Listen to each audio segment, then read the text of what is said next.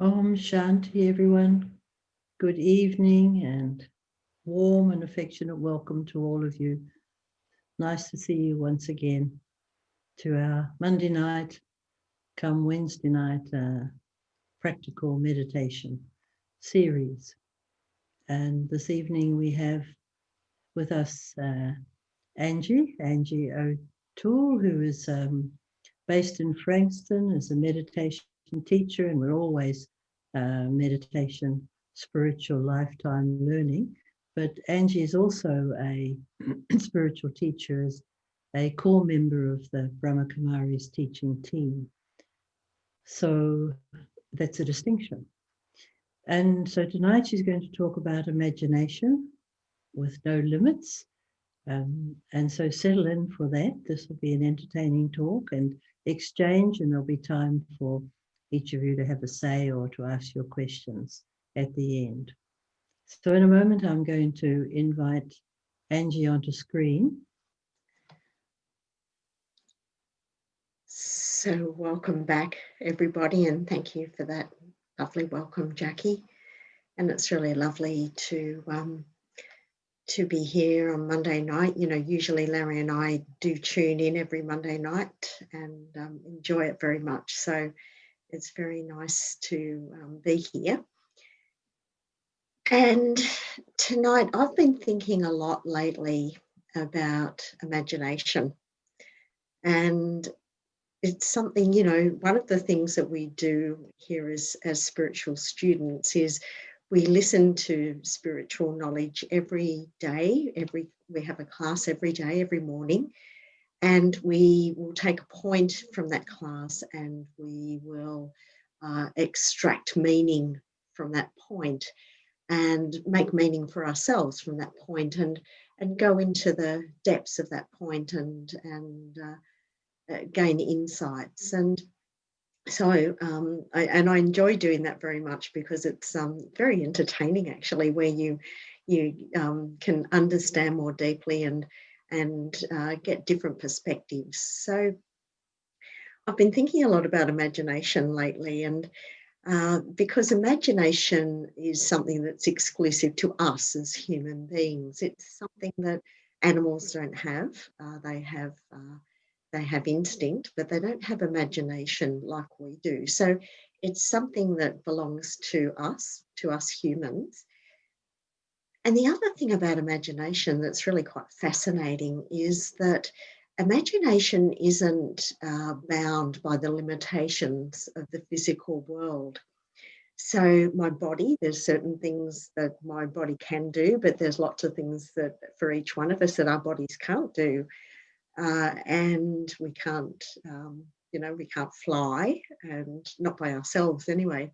And there's other things that our physical body is not capable of doing.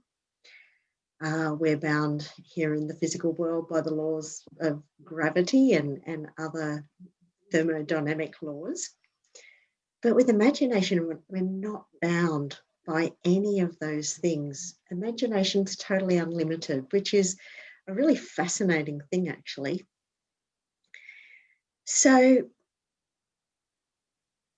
thinking about imagination and what it is, so you could look at it in two different ways, really. So first one, imagination's like an idea. So I'll get a concept or something that I'm setting out to achieve. An idea, it might be some form of inspiration. It might be something that is going to help me create a new invention. So it all starts with an idea. So there's that type of imagination. But then there's the other type of imagination, which is we call visualization, is the word we often use in meditation. And that sort of imagination, visualization, is when I can bring images, but not just images. It could be a picture that I bring onto the screen of my mind. But visualization can be more than that. It doesn't just have to be a picture. It might be feelings. It might be thoughts. It might be the three combined of imagery with feelings and thoughts. that will help me create an experience. And uh, when we talk of visualization, it may come from something that we've experienced before. So a memory or something that we know might create my image that I'm bringing into my awareness now. But it doesn't have to be that way. We can create images out of pure fantasy. And so this is a really amazing ability that we have. So before we go any further, let's start and let's visualize something now. So you may choose to close your eyes or keep them open, whichever feels good for you. But take some time now to bring into the screen of your mind an image of a place that you've been in nature.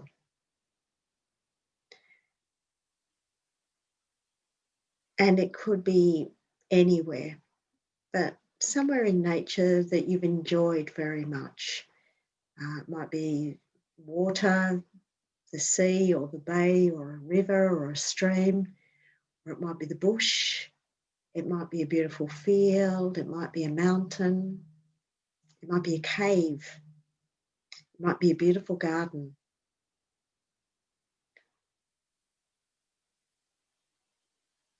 So take yourself to that place now. Bring that image onto the screen of your mind.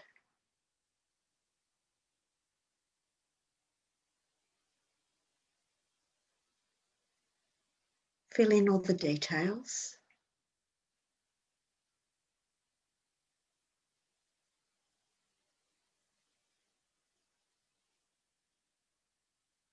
You may even include the temperature, the quality of the light.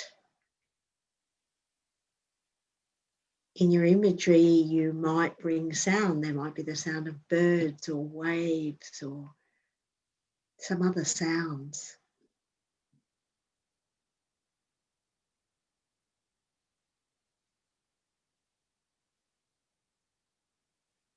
You may find when you're doing this that the pictures are not as clear as the feelings that the memory brings. So it may be bringing feelings of contentment or calmness or something else.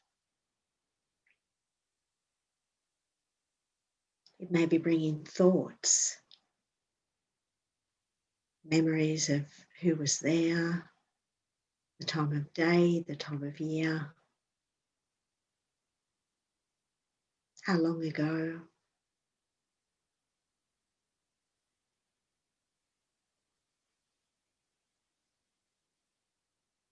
And now as we come back to the present moment,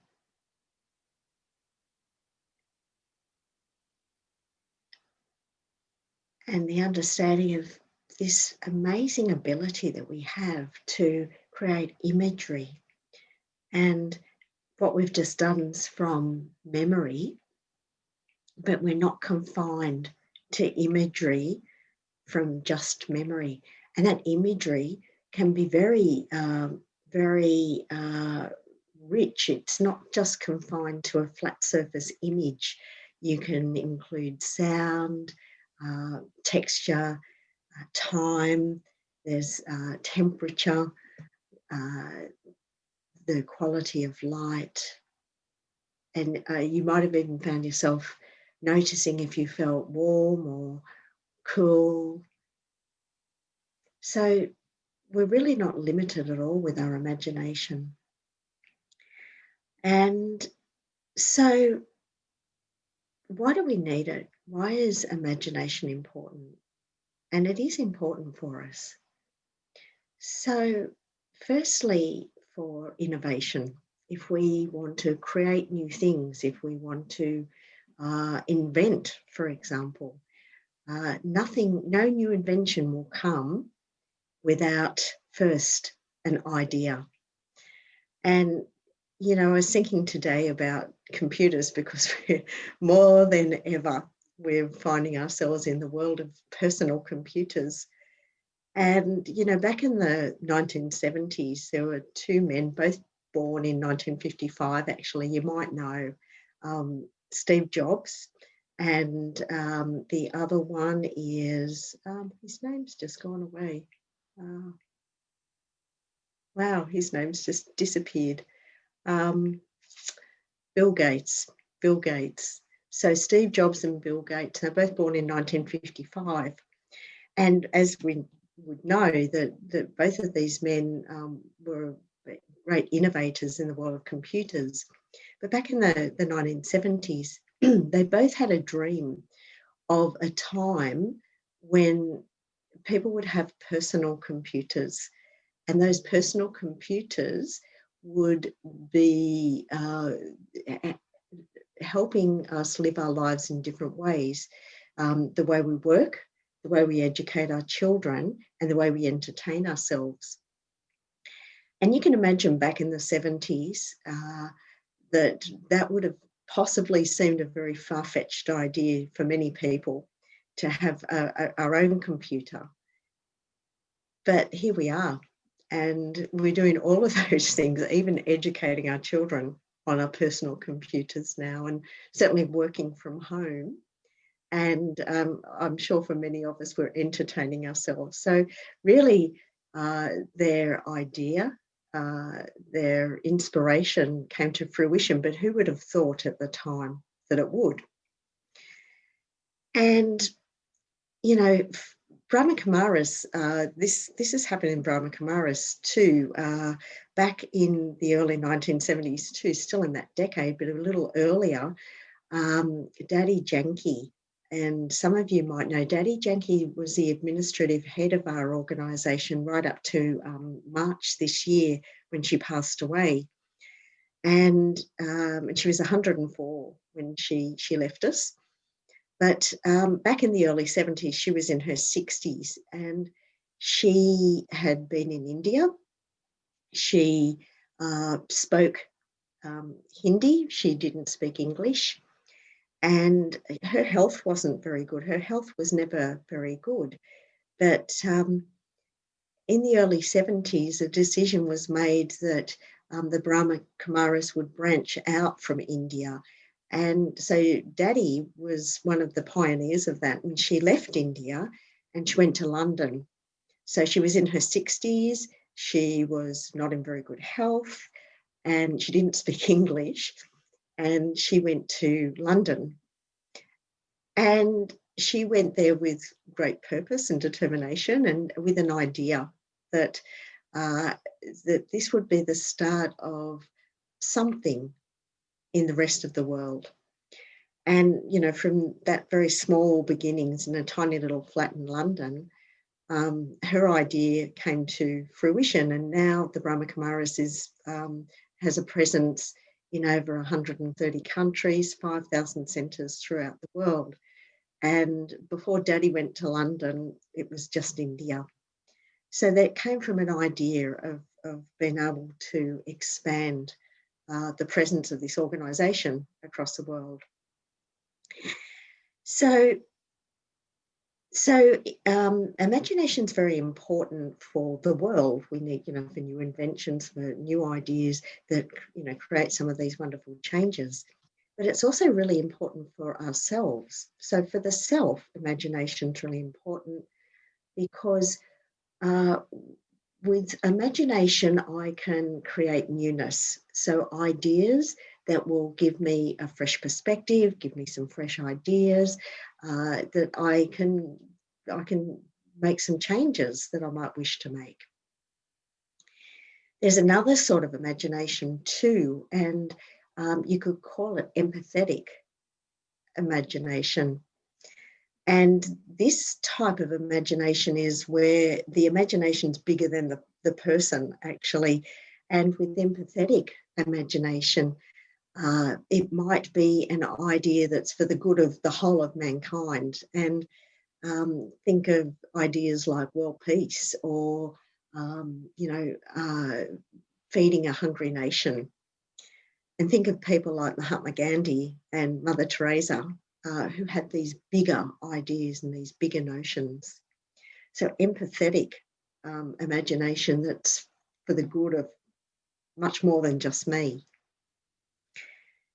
And with imagination, as we were experimenting before, visualization in meditation, and visualization when we're meditating is a really, I would say it's quite an essential skill to master, because particularly in the meditation that we practice, Raja Yoga meditation, because in Raja Yoga, really what we're doing, we have knowledge and we have understanding, but the concepts are abstract. And what I mean by that is, as you would know, many of you who are coming, have been coming for some time to Brahma Kumaris, maybe many years, you will know that we talk about ourselves and we have an understanding that I'm not this physical body, that I'm the life force that gives life to this body, and I am a soul. And with this understanding that I am a soul, to understand that I, the soul, don't have a physical form. I can't be seen with these physical eyes. And yet we know for certain that the soul exists.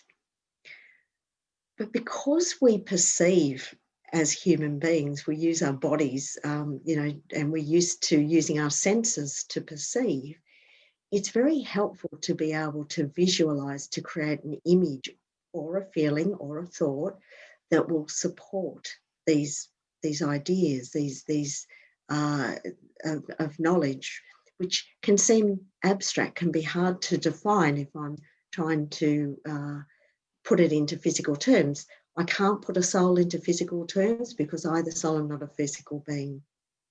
But what I can do is I can visualize. I can visualize myself as a point of light, and I can visualize myself as a tiny star. So whilst we can't see the soul with our physical eyes, we can understand ourselves. And when we think of ourselves as a tiny point of light, it's such a beautiful image, because it's an image of energy, it's an image of essence, and it means something to us. Light is something that the whole world understands, actually.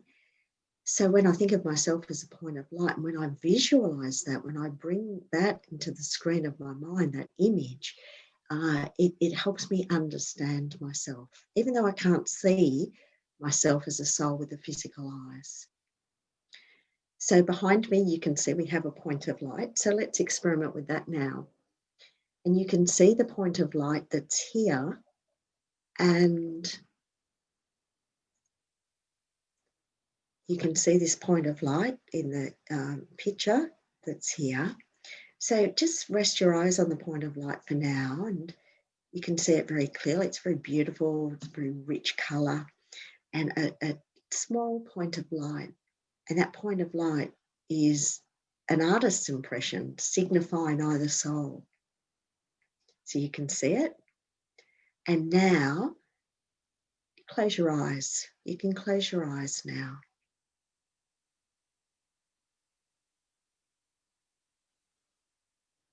And with your eyes closed, you can still see that image, because that image is imprinted on the screen of your mind.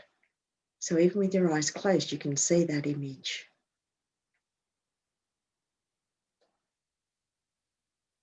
So these point of light pictures that we have all around the meditation center and in many places can be very useful, because they help me visualize the self, actually. And visualization is very useful when we're meditating. So you can open your eyes again.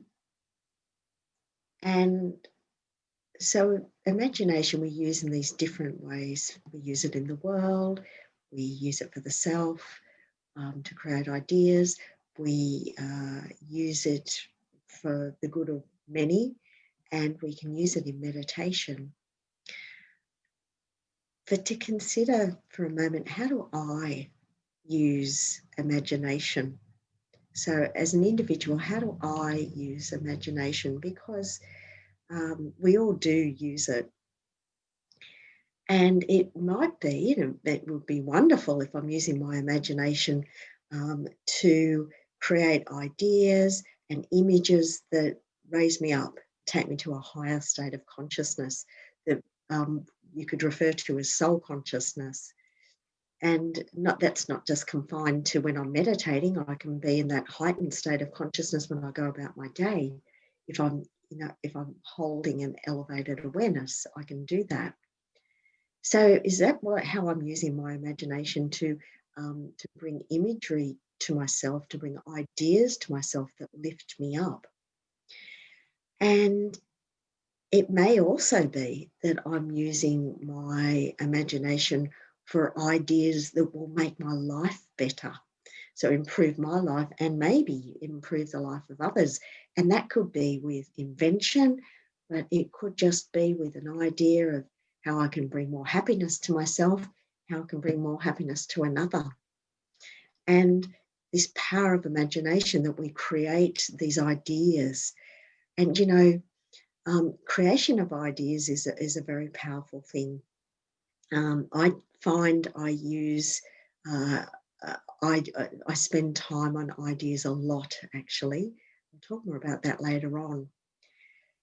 So is that the way I use my imagination to lift myself up, to create ideas and images that take me to a higher consciousness, or to create new ideas of things that I can do that are great for me and everyone else? And that's wonderful if that's the case. I think for many of us that there are times when it's like that, and that's so wonderful. But also there's times when we use imagination in a different way.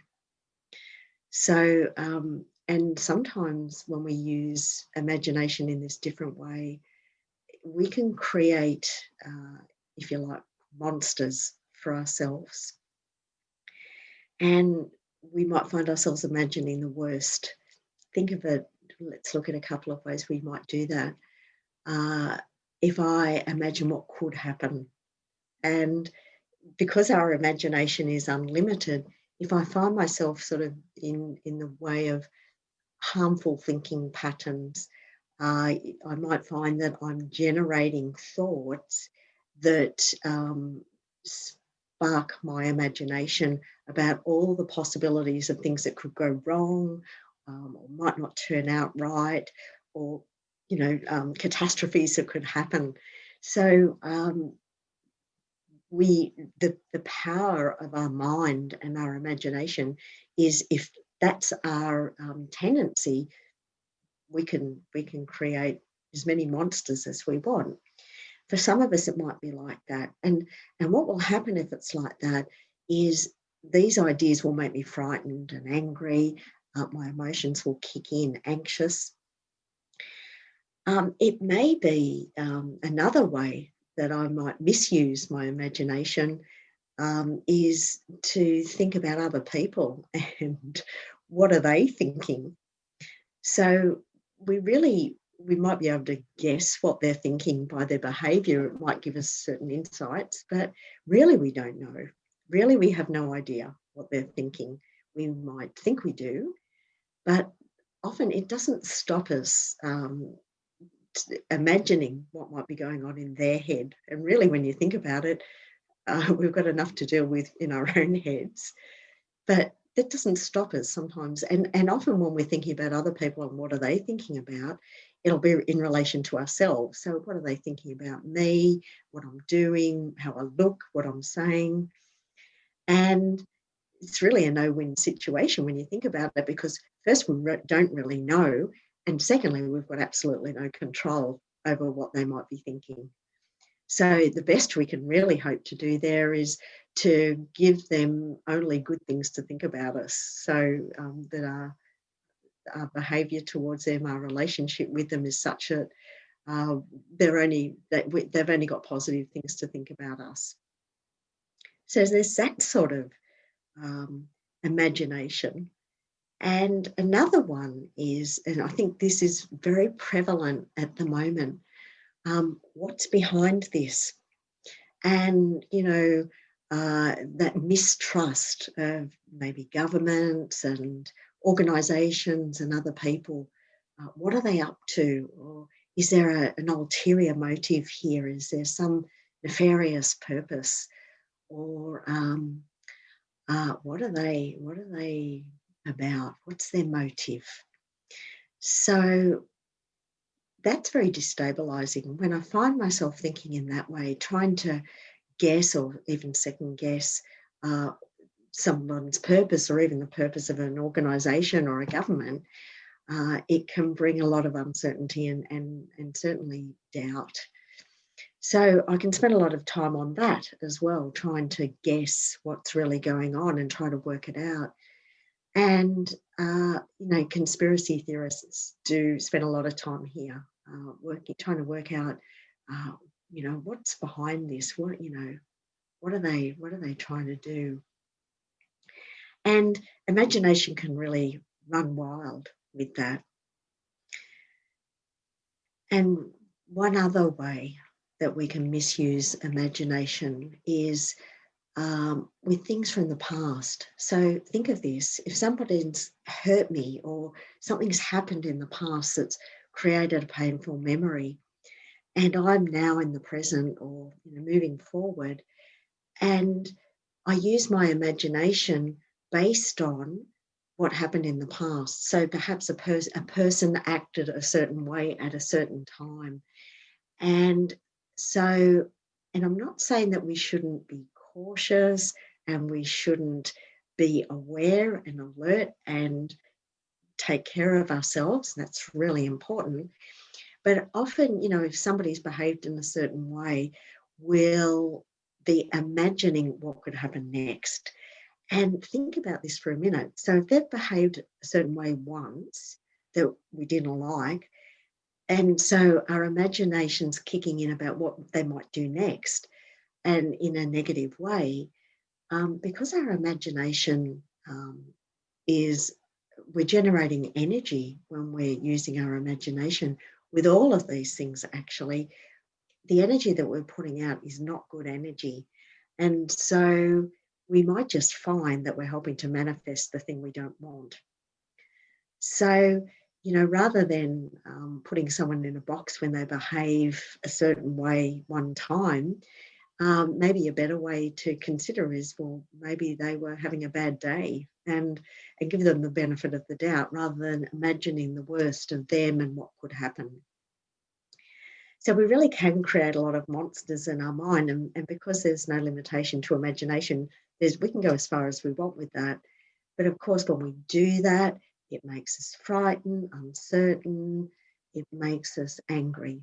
And of course, that's not how we want to be. So talking about the intellect, talking about the imagination as a faculty of the soul, if you like, or as an aspect of the soul, there's another faculty of the soul that we call intellect. And intellect is an absolutely useful and very important facility that I have within myself. So it's a faculty of the soul, and the intellect is like the voice of reason. So when my intellect is working well, it will be able to see very clearly what's going on, and it will know what to do. And not just in action, but it will be able to see very clearly what's going on here. And if the imagination's running riot, if it's running amok, the intellect, if it's functioning well, will be able to see that, and will be able to take charge and rein it in, and stop this wild horse of imagination running off and creating the monsters. In Raja Yoga meditation, the intellect is something that we really work to cultivate, and we often refer to it as we work on it in this study as we're working to make our intellect divine. And so when our intellect is this way, as our intellect becomes stronger, more powerful, it really is able to take charge of runaway thoughts and ideas, bring them back in to change them to thoughts that will be powerful, will be positive, and it will help me to be able to create positive ideas rather than get caught up in too much negativity. And these two work very nicely together to create. So, yes, I need imagination in order for new ideas. Without imagination, new ideas will never come. But, think of the likes of Thomas Edison, and he was a man who was a constant creator of new ideas. They just flowed from him. And we know about the light bulb, that there's many. He had something like 1,100 patents. And he was a constant flow of ideas. But of those ideas, there were only a small proportion of the ideas that he had that actually came to fruition. And none of them would have come to reality had he not also had a good intellect. Because the intellect, the voice of reason, can make sense of ideas. So with just imagination, often we can go off into fantasy and of things that simply are not possible. But when I bring the intellect in as well, they can work very nicely together. I can create new possibilities, and I can see very clearly how I can bring that into reality using the intellect.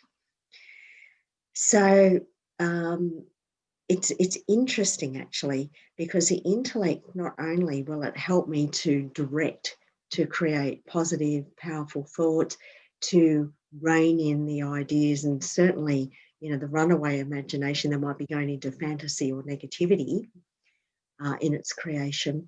But the other thing that a well-functioning intellect will do is it will challenge attitudes and assumptions.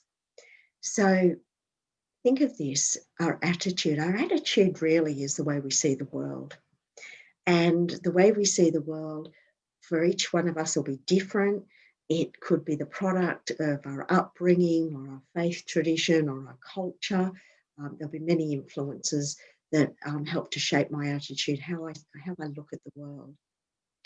And then we've got assumptions that fits in there as well, because assumptions are things that we believe and we believe to be true. So take yourself back well before this time into olden days, early times. And there was a school of thought very early days that the earth was flat. And you would have heard of this theory that the earth was flat. And actually what they believed was that the earth was flat, and the land mass, wherever they were, was like a little island floating in the middle of the water. But because the earth was flat, there was an edge to that water. So if you were to get in a boat and sail off, you would go along and then you'd fall off the side. And so you could imagine for those civilizations that thought that way, they didn't spend too much time in the water with that fear. And that was an assumption they had of this flat earth. And so that was very, that limited their ability to create, because why would you create a boat if you're going to fall off the end of the earth? You wouldn't do it. So they were very limited in their thinking because they had this assumption.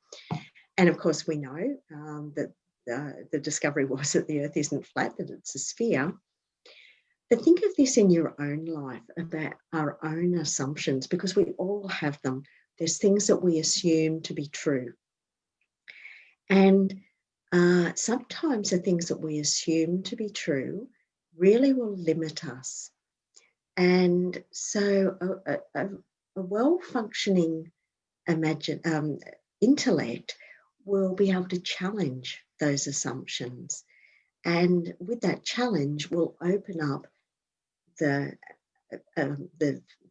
ability to imagine to create, to bring in new ideas. So you can see how they can work very nicely together to challenge the old assumptions and allow me to open up to fresh ideas. So they can work really nicely together. But, there's a third ingredient that's really required here, and it's heart.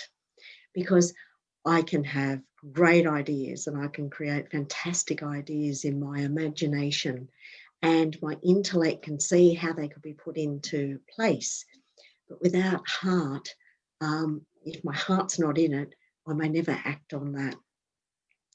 And so really these three work together as a beautiful trilogy, if you like. Intellect, the imagination and the heart can work beautifully together. And another enemy when we're talking about imagination and creation of fresh ideas is overthinking. So overthinking can come in a few ways, because overthinking in the way of it might be that I've got too many monsters in my mind, that my imagination's running riot. And when that happens, when my imagination's working in a harmful way, my thoughts will be really fast and there'll be many of them. And that will fill my mind. And so when it's like that, there's actually no space to create. It's filled up. And if it's not with ideas, I might find that my mind is filled up with the busyness of day, what I have to do in my day, the very mundane things. And if my mind's filled with mundane things, there's also no room to create. So no room for fresh ideas.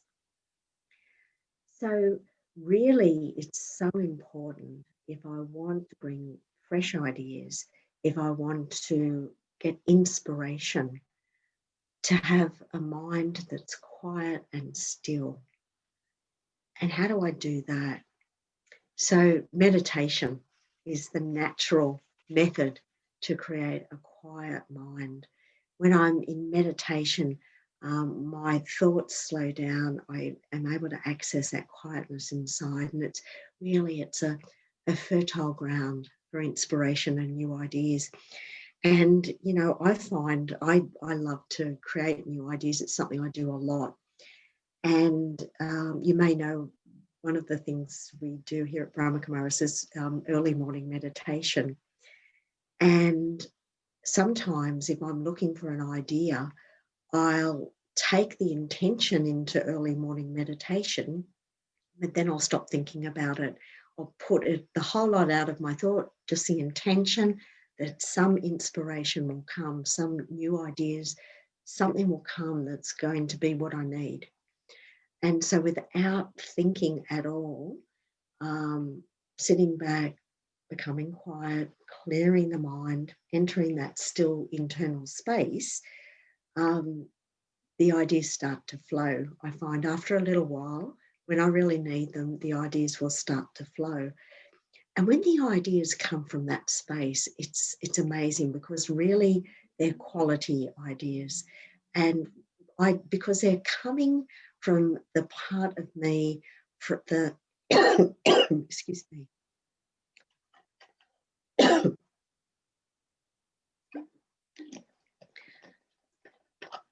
They're coming from the part of me, the best part of me, if you like, that I can access in that quietness of meditation.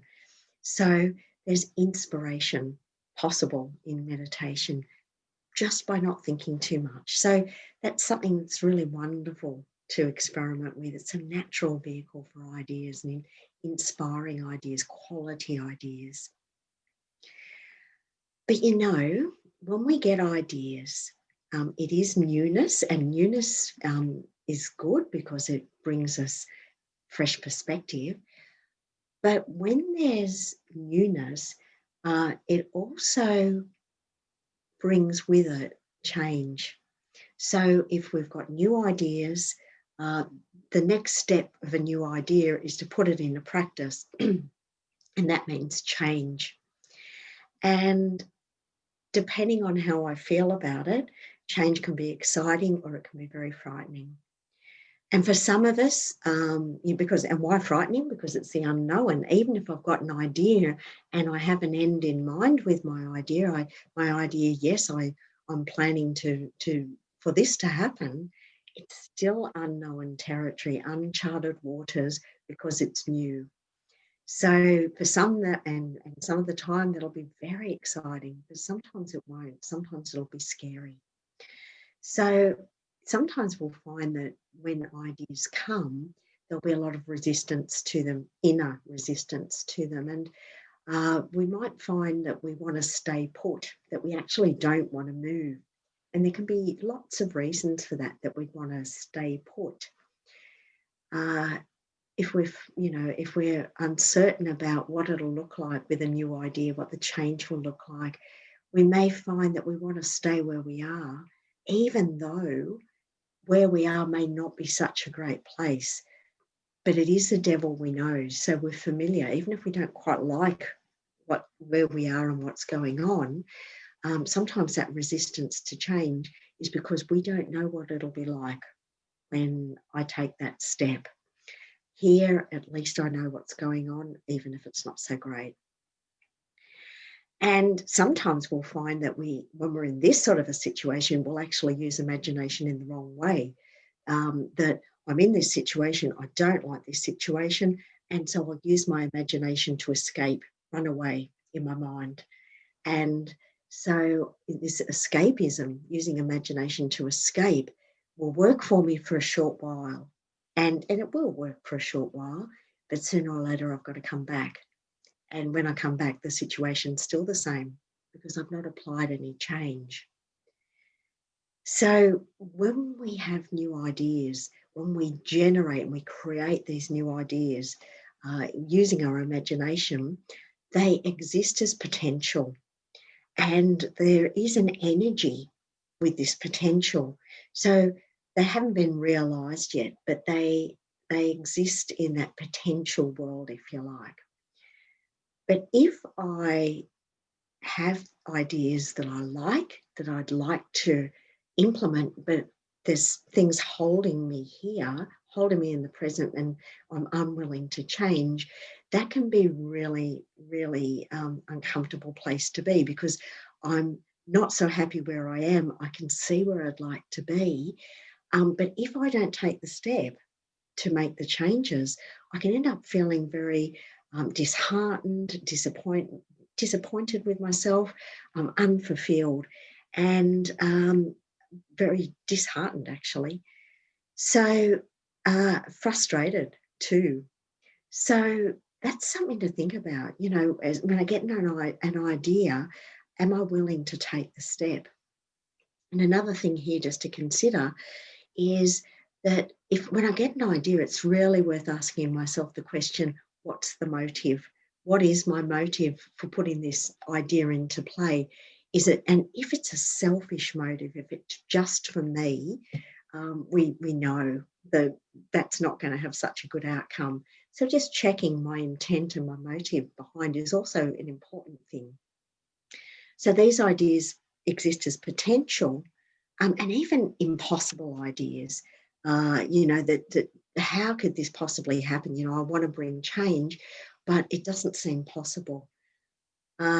So here, with ideas that seem like they may not be possible, one way to help get this flow happening is letting go of the notion that it's my idea, my idea.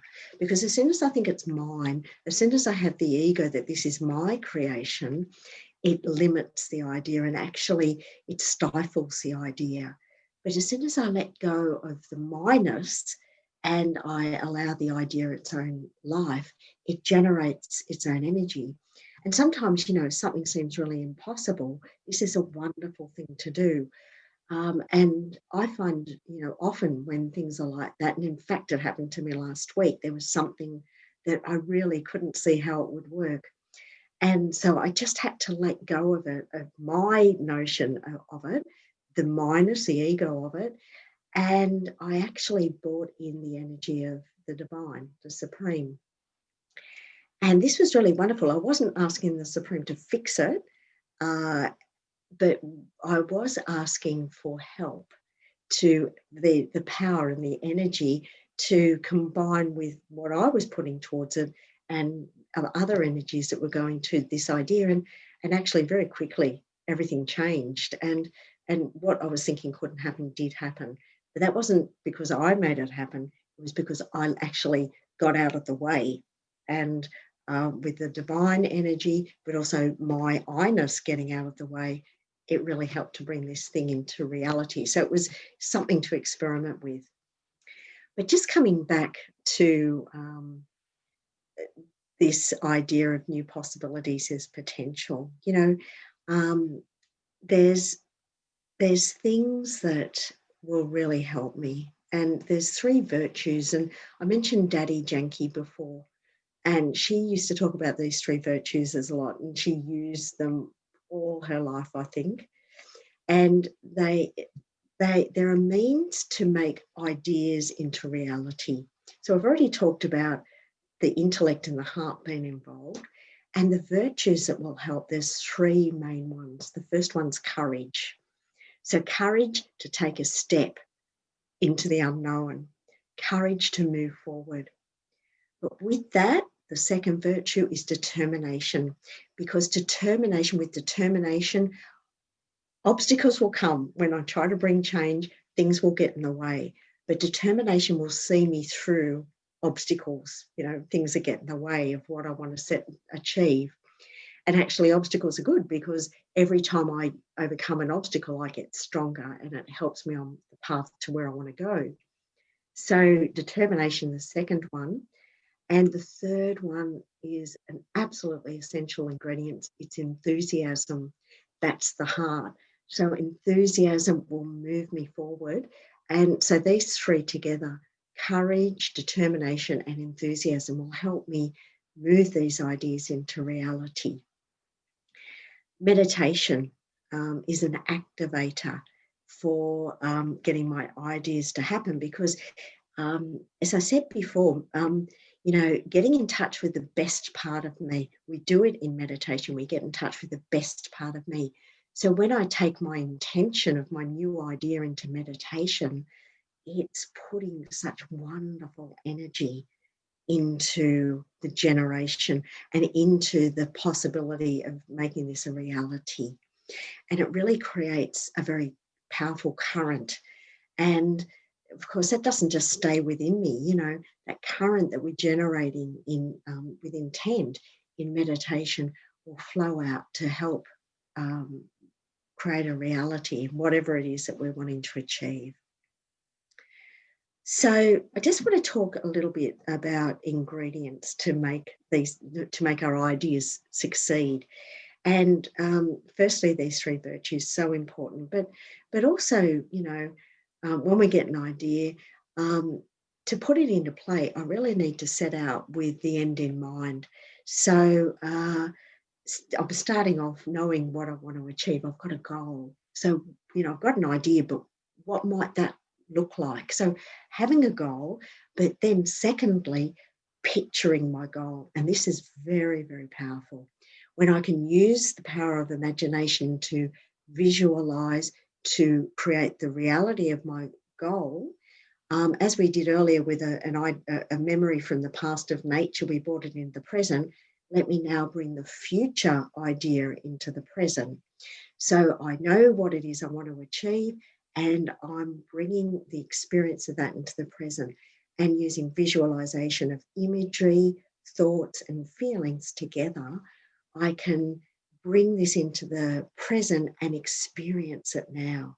The more real I make my idea in the present, the more higher the likelihood is that I'll achieve it.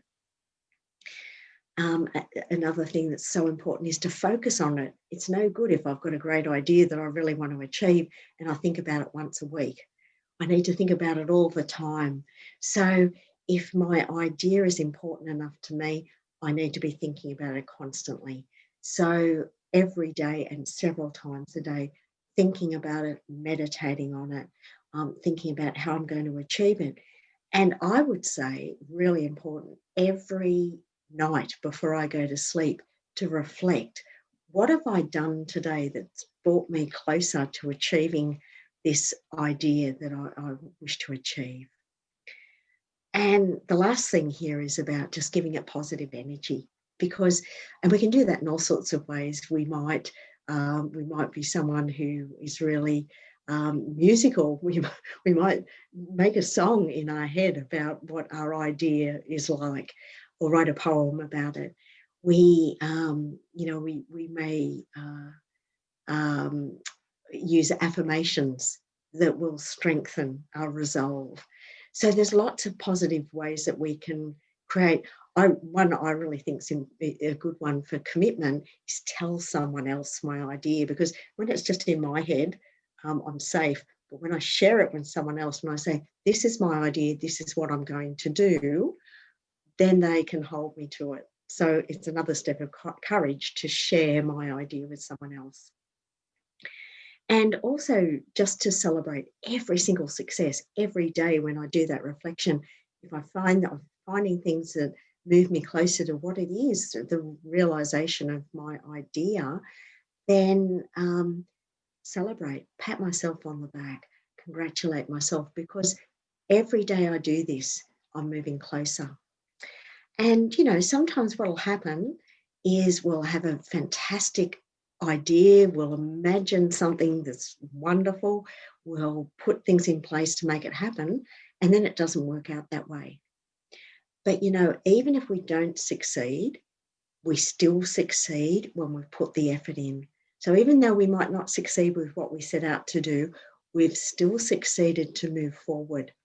And sometimes, and I think sometimes is often, that we'll set out to achieve a certain thing, but we'll find that we end up doing something completely different, and sometimes even better. So it actually becomes about the journey. So every time I'm putting these wonderful qualities of enthusiasm, determination into play, then I'm moving, it's not just the idea, I'm moving myself forward. So the last thing I want to mention is about collective imagination, because whilst our imagination is an individual thing, but in these times, it's the power of collective imagination is such a wonderful thing. Think of this: if enough people were to imagine a world where it was peaceful, where it was completely happy, where it was a world of absolutely selfless love. If enough people were to bring that image into their mind, to imagine, to have that idea, and to give that idea energy, imagine what we can create.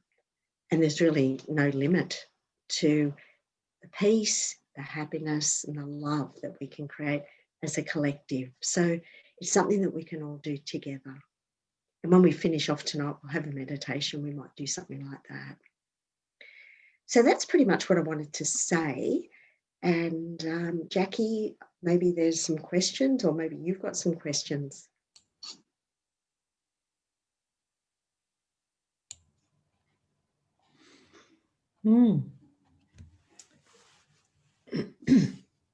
Well, I'm feeling a lot of enthusiasm for what you've been saying, Angie. So thank you. I think you've taken us really very thoroughly through the whole process.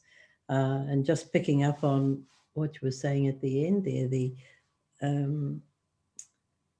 with positive energy, as we say, positive energy opens us up to using our spirituality or our spiritual qualities. And so you've given us 3 nice ones to work on. How would you think that if one thing has, a certain obstacle in one's life, it may be with a relationship, it could be just with our own habit that we have that we'd love to change. and the determination needs another push. How can I make my determination to do it strong? And you've said to us, yes, make your aim. You certainly need to have a visual of what you want to achieve. And so bringing these all together is such a nice plan. So, but I was thinking of like seeing the benefit in something, maybe an aim to apply positive energy to it. And that's certainly a spiritual quality, because it takes forgiveness and moving forward. And do you want to input into that? I think that it's so true, Jackie, and really the thing that will give it energy, it has to have importance for me. It has to have meaning for me and importance.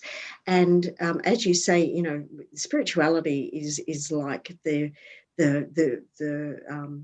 guess it's the super fuel, if you like, that when we're in when we're coming at things from a spiritual perspective, because that's the best, the most powerful part of us. So that that coupled, so coming from that really powerful place of our own best self, but also that what's so important, if it doesn't have real meaning for me, if it doesn't have so much importance for me, it really, the determination, it'll be very difficult for me to find the enthusiasm and the determination. So and particularly with relationships, the importance may be that this person that I might be struggling with is so important in my life, and I really want for both of us for it to be better. And so there is importance, and there's meaning in it, because this is the way we relate to each other. We relate through relationships, but we do, because as human beings, we see each other, we enjoy each other's company, we would love to live in harmony. So there's meaning, because we have these deep desires that we want to be harmonious and loving to each other, but sometimes the old habits will get in the way. So if it's important, if the relationship's important to me, it will, I think, generate that determination. But without that, if I can't find meaning and I can't find importance, then it'll just be hard work, frankly. Yeah. And my heart won't be in it. Your heart won't be in it, that's right. And sometimes it's not so easy, but it's certainly one of the spiritual practices to see the benefit in everything.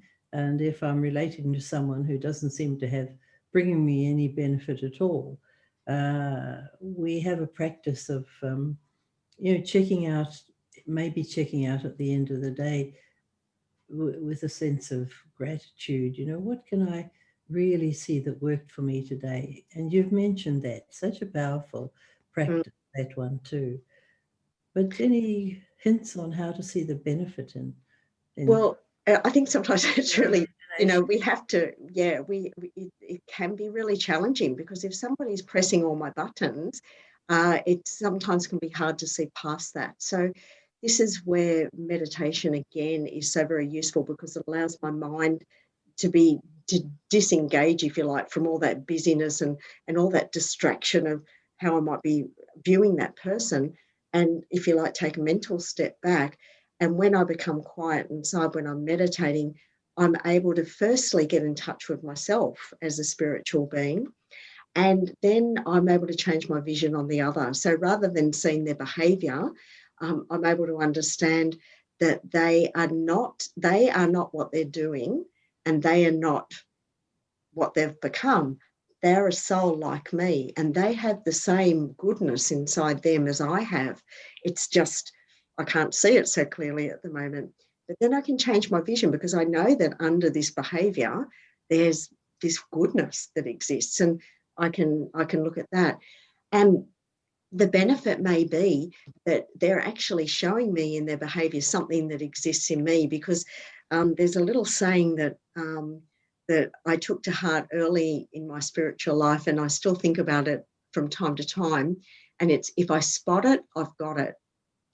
So if I see something I don't like in another person, it's really gives me an opportunity to look within myself and see what's in there that's been triggered. And then I can do the work on myself, because I can't change them, but I can change me. Yeah, that's right, isn't it? We talk about a lot is in, as you said, if I spot it, I've got it. But a lot is in my vision. If I change my vision, and so much experience I've had of people saying that it was because of your belief in me or your trust in me. And so that kind of vibration people will feel in a part of them. Uh, but often people have also indicated that they're a long way from their feelings, and that's so it is something that exploring myself in meditation brings me closer to who I am, what I'm feeling, and my heart, my intellect, these things. Angie, someone's saying, this is a $60 million question, how can I keep my mind on track and keep it from wandering off into the past or into fear of the future? So, we have some very good methods for this, of taking charge of my mind. And, if we had another half hour tonight, we could probably go in detail. But we do have some practices. And really the first step is awareness. That if I find my mind going in all the places I don't want it to go, the past, the future, then I can't do anything until I become aware of it. And when I do become aware of it, then that's the first step to taking charge of that. So with that awareness, I at least know what's going on. Then using the intellect is powerful. It's like the muscle of the soul. Using the intellect, it can kick in to make the changes that I would like to change. The problem is that often the mind will run its own race and the intellects become weak. But with practice, I can make the changes. But I can't do anything until I become aware of it. So that's the first step. And not beating myself up when I become aware, becoming aware and just accepting the thoughts are there, but I don't want to keep them. I'm not going to continue on that road. And I find a really useful method for this is to have the weapons at the ready, if you like. So to have some positive, powerful thoughts, might be imagery, ready in my mind that I can use at the time of need. So if I find myself thinking about painful things of the past, I know what I'd rather be thinking about. I don't have to try to work it out. It's there ready for me, and I can bring it into play as soon as I become aware. Takes practice. Like any skill, takes practice. Yeah. But so creating a vision of myself in reality, which isn't sort of naively idealistic, but creating a vision of myself and small steps towards that vision also, huh? You can, because we can get excited about it and think this is how I'm going to be in a few days' time. But Yeah. it's practice, as you say. And it's a gradual, step by step. And that's where I think it's so important to have a nightly reflection, even if it's only for 2 minutes, just to check, because we can't, you're quite right, Jackie, we can't step from here to here in an instant. There's small steps, but each step takes me in the right direction. So if I'm reflecting about what's gone well and what I've learned each day, then I'm moving forward in small steps. And over time, I'll see the changes, but it's not possible for it to be instant. And it's also important here not to be going into fantasy, using imagination in the wrong way of, creating a fantasy that's not based in reality. So yes, I know where I want to be, but this is where my intellect has come into play too, because it's what I'm creating is possible. It's not I'm not going to end up as Superman, flying through the sky. That's not possible. So there's a certain reality and reason that's in play as well. Angie was thinking about just now, it's such an amazing concept we have to let the past be the past. But it's difficult, and we have such an image or a training in church that, we're so sinful, we're so bad. And it's confirmed, isn't it? It's confirmed by our religious doctrines. It's confirmed by newspaper advertising. We're not good enough. So to make a leap from the idea that we're not good enough to into a vision of myself and the possibility of my changing the past things I wish had never happened, that's quite something, isn't it? Oh yeah, and absolutely, and to this worthiness, the to develop love for the self, and it's not a narcissistic sort of or selfish love, but it's a genuine self-respect. That and when and I'll be quite frank, that took me an awful long time to really develop this self-love. That there's a regard for myself now, and vision that's not, that critical voice inside that can see all the faults. And I think sometimes that takes time because we've been hurt for a long time. We've hurt ourselves for a long time. So just challenging that critical voice every time we hear it, oh, you're hopeless. Oh, you did that wrong. Because that critical voice is not truth. And so if I can speak to myself as I would speak to somebody I love, a treasured friend, speak to myself in that way, that can start me on the path to loving myself once again, and certainly bringing the Supreme into the equation, because the vision of the Supreme on each one of us is not that idea from church where we're sinners, but it's actually of the original beauty and the goodness that exists in, and the potential of the goodness that exists within us.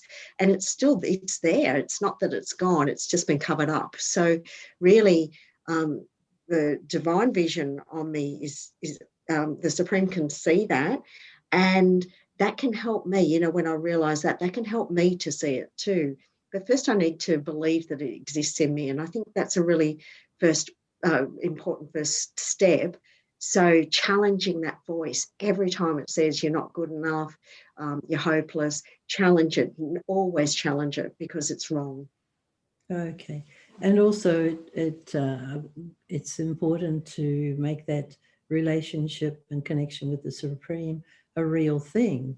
Do you do that by chit-chatting? I mean, sharing what you're doing during the day, or when you're going for a walk? Hey, whatever you are, whoever you are, and how you refer to the Supreme Being, that's looking pretty good. Can you see that? That's something that I found was quite powerful in having a real kind of connection. Yes, yes, yes, absolutely. And this connection relationship is quite informal, and it's quite intimate and very personable. So developing that, so it's like having a best friend beside you all the time, that you can a sounding board, a checking point, a conversation point. You're never lonely when you've got the Supreme in your life. But it's not that this relationship's at a distance, that loved one is looking down at me. This one's with me, and that's very different. So when and the word the endearment that we often use here is Baba, and means father, but it also can be used in different cultures. Baba can mean grandmother or child, So to have Baba, to have this dear, dear companion with me, who I can check in with, is this a right decision? Have I considered all options here? I need a sounding board, that way. And it's such a wonderful thing. And also when you're feeling uncertain about yourself, a reassurance that actually I am okay. That sometimes isn't so easy for us, because we're embedded with the stuff that we've picked up along the way that makes us feel not good enough, unworthy. So a reassurance that we absolutely are worthy and lovable, and absolutely lovable. Because also when you've adopted that awareness of you're both the same kind of energy, this is your soul energy and its supreme soul energy is connecting, And we have all the kind of disappointments, whereas the Supreme Soul hasn't gone through that. So your energy is connecting with a pure energy. It's really nice. It's not. And so there is a question here too. Can I share with you? What's the difference between imagination and creativity? Well, I don't know that there is a lot of difference. They're really just words, because we create with our imagination. So we can use different words: creativity, visualization, imagination. I think they're all the same thing. The purpose to which I put my creativity or my imagination, maybe the question. Yeah, I would say there's really no difference. What I would say is creativity can be really stifled sometimes if we're too grounded in logic. And that's something I used to have a real problem with, actually, that I would two problems. One, I was grounded too much in logic. And two, when I did use my imagination, it was in the wrong way and I created a lot of monsters. So when I stopped doing those so much logic, let that go a little bit, still there, but not so much, and use the imagination for creativity, I'm still using the same muscle, but in a different way, in a better way. And so wonders can happen. You're right. You've given such a lot of power to that, Angie. I'm grateful for that, because imagination, creativity can be stifled by others when we keep it as a private thing and we've got some confidence and self-respect.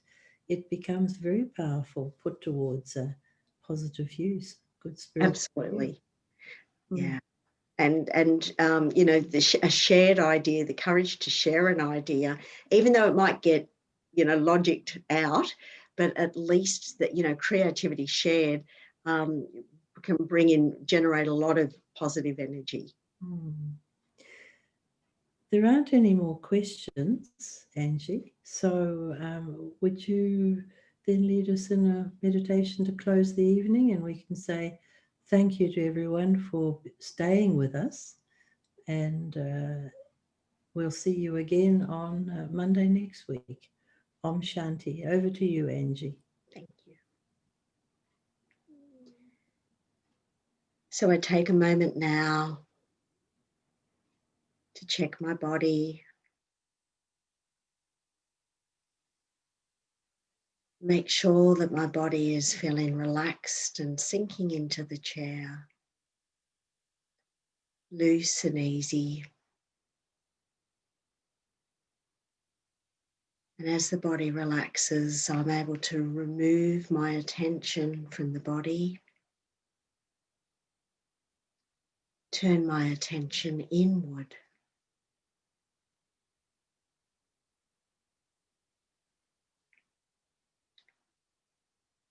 I take a moment to check over my mind. Many thoughts may be running through my mind. My mind may be very stimulated right now. And so I take a moment to allow my mind to become quiet. I won't forget the things that I wish to remember that I've heard. For now, I'm able to bring my mind to quietness.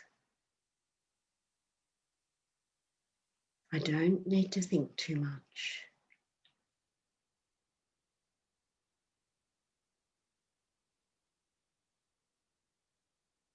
As my mind becomes more still,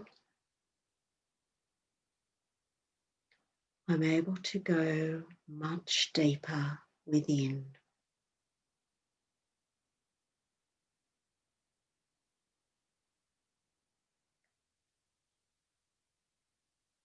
I visualize myself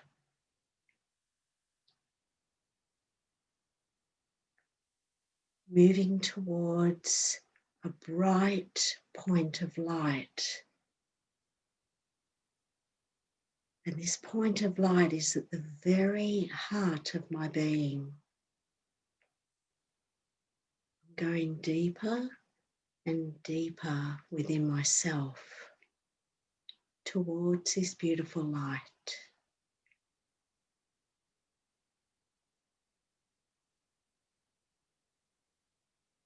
As I come close, the light is bright, vibrant, alive.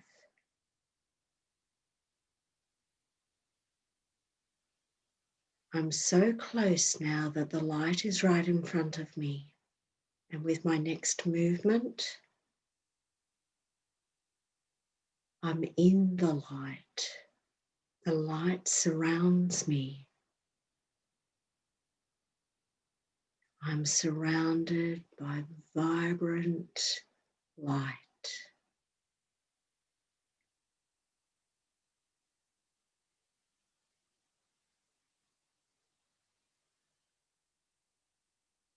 And I come to an understanding that this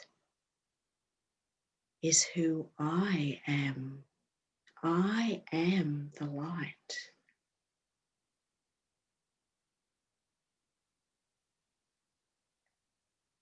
And here in this place,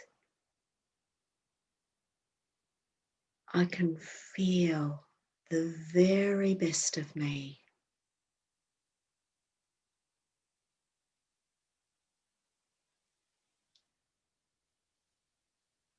Peace is my nature, and I feel peace all around me, flowing from me.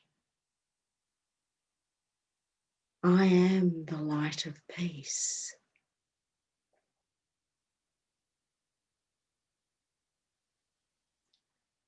Happiness is generated because I am happiness. And like rays of the sun, happiness radiates out from me.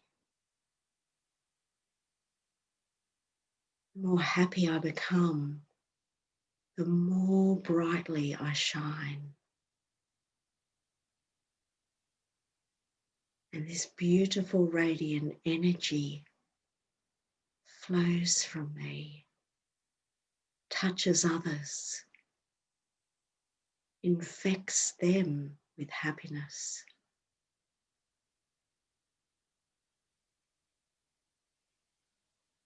And I am the light of love.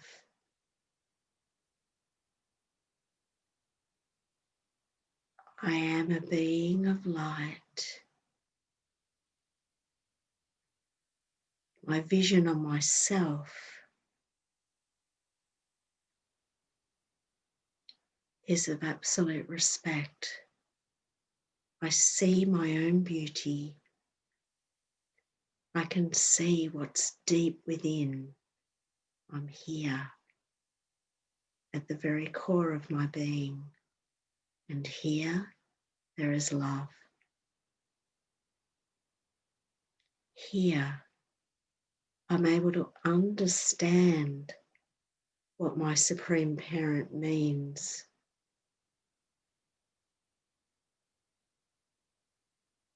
When that one tells me how much I am loved, how lovable I am, I understand and I accept that I am absolutely loved and lovable. I have this feeling for myself. And all that I create from this place, from my core place, will be a beautiful creation, a powerful creation, positive, fruitful, wonderful energy. My ideas will be of quality. The energy behind my ideas will be the most elevated. And so I can move forward with confidence. I can trust myself. I can open up to possibilities without fear, with confidence, enthusiasm. And I can make changes that I wish to make with determination, with clarity. My life can become what I wish it to be, one step at a time, one positive, powerful step at a time. So let me hold this vision on myself of the possibilities, the potential that exists within me. Let me be unlimited.